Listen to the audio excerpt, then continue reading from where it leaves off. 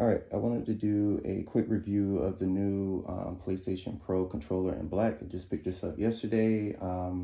Wanted to do a quick comparison for anybody thinking about going to pick this up between this and the stock PS5 controller that comes in the box.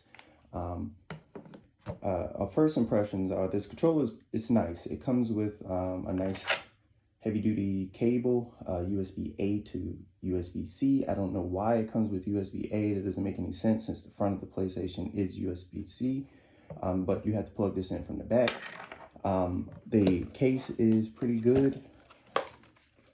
It comes with all of the trigger changes for the back.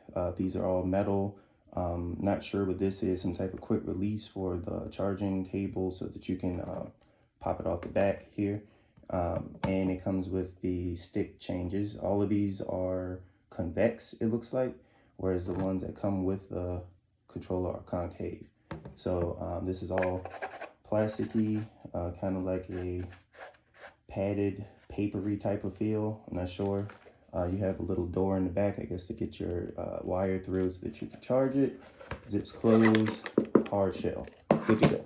Now looking at the controller, some of the differences I notice are it's a tiny bit heavier, not much.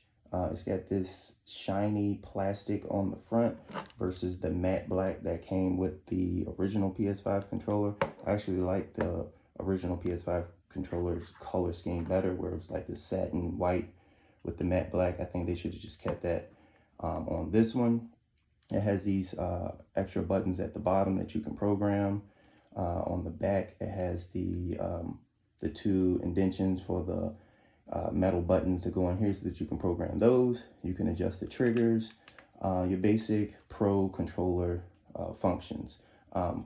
The things I don't like about this controller, which is the reason why I'm hopping on to make this, is that this controller does not feel much different from the original. The original controller, you can get these for about 60 bucks. I figured I'd go ahead and get the Pro because I already in the past had bought the Xbox Elite controller, and this is one of the best controllers I've ever had. The differences I'm noticing, the problem is I'm comparing the PS5 controller to the Xbox controller. This controller is very well built, and it's built a lot better than the PlayStation. This feels like a money grab, and this feels like they actually put some thought into the details. The buttons here are all metal, they're interchangeable. These all magnetic, they come off, pop back on. It's got the same carrying case that the PlayStation version has, except it has this cradle in here that you can take out, has felt on it so you're not scratching your controller. It's rubberized on the back for your cord to go in.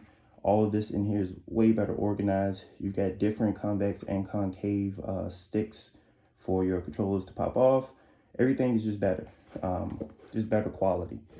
This also has a heavier feel to it, where it's like, I feel like I can break a window open or something with this if I wanted to. Whereas this is just, it's plastic, and you can tell it's plastic, versus this is more of a rubberized cover on the handles, which I think they tried to do on the back with these little pieces here. These are more rubberized, but I personally think they should have just done that with the entire grip here on both sides.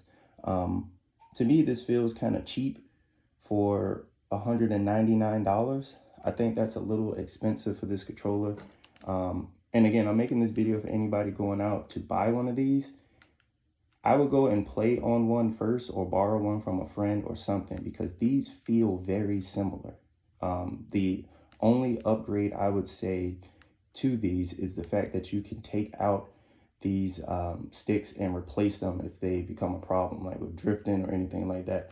The problem I was having on my stock controller, the reason I went and bought a new one, is because this rubber piece keeps spinning and it comes completely off of the controller. I've tried everything. I tried cleaning this. The only other solution I've looked up is putting glue on there, but at that point you might as well just get a new controller. I'm playing a game and my finger slips off, or this spins around, I get shot, I'm dead. That's it. I got to start over from the beginning. That's kind of annoying to me. So being able to switch these out is great. But ultimately, to me, it's the same controller for way more than what you would pay for this. I'm likely not going to keep this controller because I'm comparing it to the Xbox controller, which is just way better quality, which I feel like is going to last long. This has lasted me for a while. I've had this for 3 years and it still looks brand new. Whereas this, I can already tell like just this plasticky feel to it. It's not gonna last.